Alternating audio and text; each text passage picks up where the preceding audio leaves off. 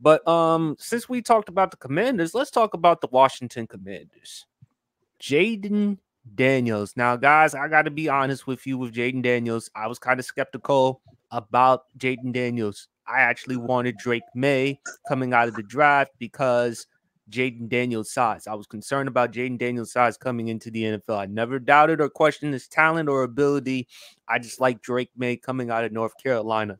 But man, Jayden Daniels, these past couple of games, he has been more than impressive. And in that game against the Cincinnati Bengals, despite Cincinnati not being known for having the best defense in the world, as BRF mentioned, boy, he played out of his mind. In that game against the Cincinnati Bengals, 21 of 23, 254 yards, completion percentage of 91.3%, 2 touchdowns, passer rating of 141.7, along with a QBR scale of 0 to 100, 92.9. Oh my God. Yes, and if you look at the numbers right now, his QBR, he's in the top 10, 66.7. A 66.7 QBR. And I'll try to find up the stats as far as who has a better QBR than him. But we talk about Malik Neighbors, we talk about Marvin Harrison Jr. Heck, who knows? If Jayden Daniels continues to have performances like this, there's a possibility he may win Offensive Rookie of the Year. You never know. Because coming into the season, I didn't expect that much from Washington. To be honest with you, it was going to be either Dallas or Philadelphia. But hey, we found so far. Hey, look, I was on the Drake May bandwagon. I got to tip my hats off to what I'm seeing from Jayden Daniels. I'm not going to go as far as our guy Matty said on Brendan from the Blocks podcast. I won't go that far, but I do think Jayden Daniels has the making of being a next great quarterback. I haven't been this excited as a Commanders fan since RG3, man, because when we drafted RG3, even though we missed out on Andrew Luck, because of course the Colts had the #1 overall pick and they drafted Andrew Luck to replace Peyton Manning. Boy, let me tell you something. RG3, even though it was short-lived, that in his rookie year in Washington, boy, that was spectacular. Winning Offensive Rookie of the Year, made the Pro Bowl, 20 touchdowns, 5 interceptions. Jayden Daniels is giving me some of those vibes, man. Chocolate City, man. So I'm very happy with the win. And to be honest with y'all, as a Commanders fan, I didn't even watch the game. I did not watch the game. No, I didn't. I did not watch the game. Honestly, I did not watch the game because I guys, look, man, I've been a fan of this team for far too long. I can't stand. I mean, look, I've subjected to a lot of craziness with the Dan Snyder ownership. I had to deal with Albert Hainsworth. I had to deal with the Josh Norman deal. I had to deal with the FedEx Stadium. I've had to deal with a lot of crazy things in Washington, man. It's not easy. The only reason why I became a Washington fan is because of 2 reasons.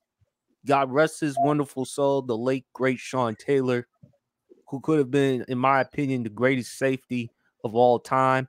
And he was on that way. And also, too, the colors, the burgundy and gold. It was just my team to root for, man. But the Commanders, I'm not going to say we're going to win the division, but make no mistake about it, I definitely think we can compete in that division if we can address our O-line and our defense. But I love what I'm seeing from Jayden Daniels right now.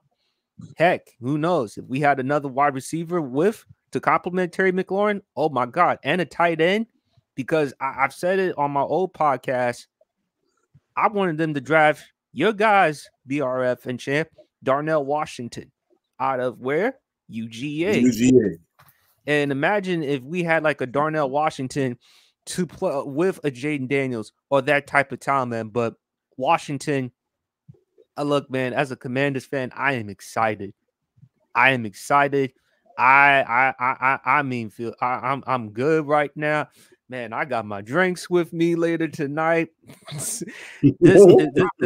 is fun, man. I feel like I'm oh my god, I'm in heaven right now. I feel if this is the closest thing to heaven for a Commanders fan, my god, that Monday night was something special. But Grant, I'm gonna let you go first. What were your thoughts about Jayden Daniels' performance and the Commanders in general? Honestly, PSP, it's amazing because again, I understand being as you being a Commanders fan, watching that game and just seeing what the Washington offense was able to do, and I completely agree with you, Champ. You know, the Bengals have not historically been a team that we look at with great defenses, but when we talk about lighting up a defense, Jayden Daniels had 293 yards. And also, fun fact, that was the first NFL game since 1940 with no turnovers or punts in a game. Unreal. It's insane. And what I love about it is how, like, he was calm in the pocket. You go back and watch the film. When he was in the pocket, he showed no pressure, especially look at the play from Terry McLaurin where he had that 57-yard bomb and Terry just caught it in his hand, caught it and just in the pocket in the end zone. Beautiful, beautiful stuff. And you got your guy. I'm not afraid to say that. You got your guy. Like, everyone was wondering what it was going to be like if he didn't have any weapons and have a ton of his weapons there that he needed. And we saw that in this game, he could contribute with that. I mean, having a solid game. Also, man, Scary Terry. Can we just give Terry McLaurin a round of applause, please? People forgotten how good he was as a wide receiver. He put up 39 combined yards against the Giants and Buccaneers. He had 4 catches for 100 yards and that touchdown to win the game. Like, I think that shows if you give, like I've always said this, Scary Terry, all you need to do is give him a play. If you give Terry McLaurin a chance to make a play, he can contribute. And he is showing it in this game, especially. And I think the biggest thing is, you know, the 4th down conversions, especially, I think helped them in this game because there were some plays they were going for it on 4th down. And rather than take that field goal at the 32-yard line, they put the ball in Jayden Daniels' hands and had him find Luke McCaffrey. And that helped set up the Brian Robinson touchdown. Like, those plays kept Joe Burrow off the field. I think that was what kept him in this game because there's a lot of plays that a lot of other coaches would have been like, I'm not going to take this risk. I don't think it's worth it. But seeing that the Commanders trusted Jayden Daniels enough to at least go for it on those plays, put them in the game. And I think that's the most impressive thing because Cincinnati just being 0-3 after everything is just banana. And the way that game went for them, because they were actually offensively, I thought Joe Burrow was playing solid. I thought Jamar Chase had a good play in the game, that beautiful touchdown in the game. I think if you want to talk about a statement win in the early season, yeah, I think this is the best way to do it. So shout out the Commanders, man. If you want to get a big win in the jungle, man, I don't think there's any better way to do it other than that. And it's going to be even more fun because Sunday, the Commanders, they travel to face the Arizona Cardinals. So we get to see 2 exciting dual threat quarterbacks in Jayden Daniels and Kyler Murray. And it's going to be exciting, man. BRF, what were your thoughts on the Commanders-Bengals game? Well, to say something quick about that Arizona-Washington game coming up this Sunday, don't be surprised if that game has no punts either. And I'll just leave it at that. It's going to be high scoring. That game should definitely be high scoring. But Champ will remember this. I made a TikTok while everybody was going towards, everybody was talking about Drake May, everybody was talking about Michael Penix. I said, hey, Jayden Daniels could be that dude. I was kind of on that. Maybe we should think about getting Jayden Daniels here to Atlanta. Maybe we should think about trading up and getting him. Now we ended up with Michael Penix Jr. Don't get me wrong. I'm gonna be excited for him when he finally gets his opportunity because I personally think he's got the best arm talent, maybe of anybody coming out this draft class, possibly with the exception of Caleb Williams. But I think his arm talent is right up there with Caleb Williams. But going back to this game, man, What I liked about Jayden Daniels coming out of LSU, he had already shown an ability to go through his progressions in the pocket through his offense, going to his first read, going to his second read. Jayden Daniels wasn't necessarily a first read and run quarterback. He would stand in the pocket, go through his progressions, and then he would run. And that was something that really impressed me about some of his college tape. So I'm is it might be a bit of a hot take, but I'm not surprised he's kind of showing some flashes because he's shown some pro ready attributes at the college level, and you're kind of seeing it in the NFL. His deep ball, his arm talent. I mean, we already know he's got the athleticism. That one play where he broke homeboy's ankles. I mean, come on. I mean, that's Jayden. That's pretty much that was Jayden Daniels in LSU. Like particularly that game against Florida where he went 300 passing and 200 rushing. I mean, that's Jayden Daniels. That's what he does. That's what he does. But it's the accuracy I think that's really surprising a lot of people to go 21 to 23, 91.3% completions to do that. I don't care. This is what I'll say. I don't care what the degree of difficulty is of the NFL defense you're playing. You go 91% completions against an NFL defense. That's impressive. And like some of the plays he was making, the third down plays, like no understanding how to make the right reads and the right plays. And like I said, the two beautiful deep balls to Terry McLaurin, and particularly that touchdown to the back pylon to basically almost seal it for him. Like Jayden Daniels, if you're gonna have a coming out party, Monday Night Football is the time to have a coming out party. And he had a coming out party. And if I'm like, and I know PSP, I know you're a Commanders fan, bruh, y'all have every reason to be excited about this cat because Jayden Daniels, if they can look, and he's doing this without the greatest offensive line. So if they can structure that offensive line to keep him upright, to be able to continue to make these solid throws and these solid plays and putting points on the board, y'all got a player for years to come. And you're in a division who aren't exactly known for their secondary play because Philly's secondary is still suspect. We all know Dallas's secondary is trash. And I mean the New York Giants and they're as good as their pass rush is because I think the Giants have a top 5-7 pass rush in the league. That secondary is just Lord. I bet you the pass rush wants to beat down this secondary after every freaking game they have because this secondary is god awful. So Jayden Daniels got a shot as a rookie to do something this year, as long as they're continually getting Terry McLaurin the ball. I think Austin Eckler is probably going to be out for this coming game, but Brian Robinson Jr. for me is the X factor of this offense because if you get him going, that opens up the play action. That opens up for Terry McLaurin. That opens up for De'Ami Brown. That opens up for Zach Ertz, who's still balling out there, twilight of his career, still out there having fun playing ball. So for me, it's Brian Robinson's got to be the X factor because if you get him involved, his ability to run and his ability to catch passes out the backfield and be able to run people over and get first downs and make big plays on third down, you get him involved, opens up the play action, then there's no telling what you can do with that offense. That opens up bootleg possibilities. That opens up quarterback option possibilities.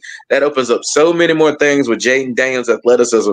You could open up this playbook tenfold. So it's actually exciting to see what this offense is capable of as long as everybody's contributing and making plays. But it surprises me to say they got a shot to do something. But with the direction of the NFC East, granted, Philly beat New Orleans, but I mean, the score is 15-12. So, I mean, just the direction that this division is going right now, Washington may actually shock some people this year. Not saying they're going to make the playoffs, but you know what I'm saying? Hey, you know what I'm saying? Don't be surprised come late November, December. They're in the running for a wild card spot because the NFC East ain't exactly the greatest division in the NFL. So, I'm really excited to see what this team can do because that was an incredible offensive performance. And shout out, and I'll say this though, shout out to Joe Burrow and Jamar Chase because I think they had to remind people, okay, we lost the game, but we can still do this when we got to do this. I mean, Joe Burrow was making play after play after play, trying to keep Cincinnati in that game, and Jamar Chase looked like for the first time this season he was focused because he was carving up that secondary. So I feel bad for them because they still have no offensive line, and that defense outside of Trey Hendrickson is just god awful. And I wouldn't be surprised if they keep playing the way they're playing and they keep losing games. Trey Hendrickson isn't on the trade block himself at the trade deadline. Wouldn't shock me at all. But we got to shout out. We got to shout out the Commanders. It's like, oh gosh, and I hate it. I'm going to do this, but I got to do this. Dan Quinn, you're doing good up there, buddy. You need to get that defense. You need to get that defense on lock. But at least you understand that offense and the talent you have in that offense, and you letting them do it. You're letting them do their thing. So he's kind of got to get that defense in a better mode to really do something as far as the playoffs. But early on in the season, you got to be excited with what the Washington Commanders are doing. Yeah, man. I've been trying to tell Champ about Montez Sweat. I've been trying to tell him about the defensive players. He wanted to try to get Deron Payne. I know that for a fact. He said he wanted to try to get Deron Payne for the Falcons. But go ahead, Champ. Hey, I don't think we giving one other person a hell of a lot of credit that needs to be deserved. Cliff Kingsbury. Oh, true. Yeah. Because the thing is, as much as we all love Eric Bieniemy, who we will say to this day should have a job in the NFL, the players, from what I have read, are loving the more kinder, gentler touch that Cliff Kingsbury brings to the table as an offensive coordinator. Granted, Eric Bieniemy is one hell of an offensive mind, coached under Andy Reid. You know, Patrick Mahomes had some of his best seasons, but, you know, we all know Eric Bieniemy's reputation. When he coaches you, he going to coach you hard. Cliff Kingsbury has a more softer, gentler touch, and it seems like the players are enjoying it at this point in time. So let's give Cliff Kingsbury a hell of a lot of credit. Him going to Arizona, could it be a revenge game? Who knows? You know, you going back as the offensive coordinator on the team that fired you. Hey, it's going to be interesting to see what happens.